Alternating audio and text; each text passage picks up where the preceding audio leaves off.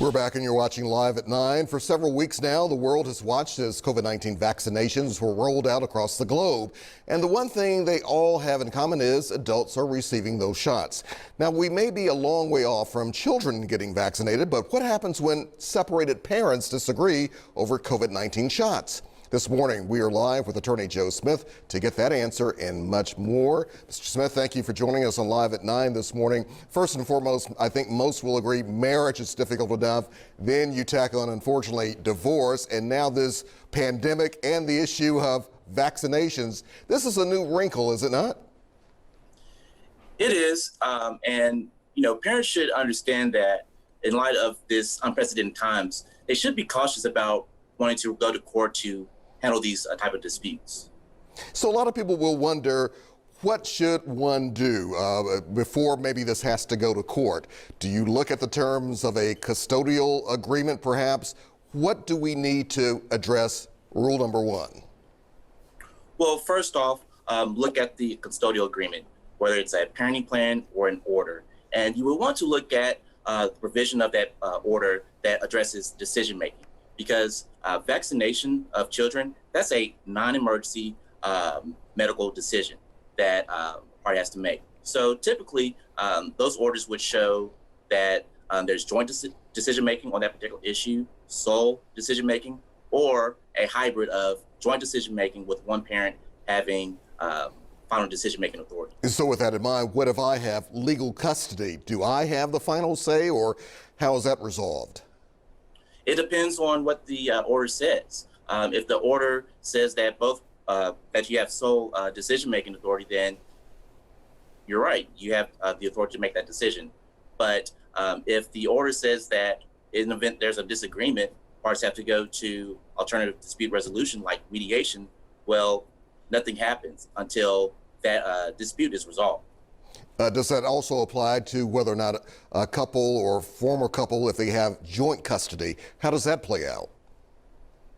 So that's a good question. So if it's joint custody, it goes back to the terms of the agreement. So if it's joint and there's a impasse, it might say that one party has final decision-making authority until that dispute is resolved, or the parties have to just wait and go to a mediation. And if mediation doesn't work out, they'll have to go to the judge. I can imagine this kind of plays out differently state by state. Are there exemptions when it comes to vaccinations? For example, medical exemptions, religious exemptions. What else do we need to look at here? So, of course, the parents' reasons for wanting to have their child vaccinated or opposing having their child vaccinated is a very important issue the court's going to consider. There might be reasons regarding religious beliefs. Parents might have questions about the efficacy of the vaccine or even the need to have their child vaccinated. And what are you personally seeing out there these days? As I can only imagine this conversation is happening more and more. Have you come across a few clients who are going through this, and how are people emotionally dealing with it? Well, we can all agree that this pandemic has been a huge inconvenience for everyone. And oftentimes parents are in this unprecedented time trying to navigate that area. And that's why attorneys are great assets to help parents how to navigate these unprecedented times regarding the pandemic and the vaccinations, so they know what's the best decision that they should be making when it comes to their child. And what about in terms of the state of Tennessee?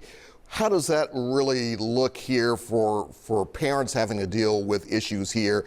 What does the law say in very layman's terms?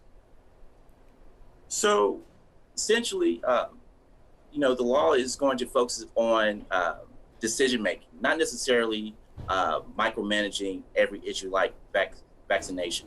So one way courts might view the law as saying that, well, I just need to make a decision as to who should be making these type of decisions going forward because the parents can't agree. So one way the court can resolve that would be to designate one parent to have final decision-making authority on non-emergency medical decisions like vaccination. Or if it's a parent that the parties can't agree on anything, the court might just say, you know what, let's designate one parent to have decision-making authority on all major decisions like education, religion, extracurricular activities, in addition to non-emergency medical decisions. And that can be a tough pill to swallow for some parents. A tough pill for a lot of people. These are different times these days. Attorney Joe Smith, thank you very much for your time. We have your information right there on the screen. Thank you very much for taking the time to be with us.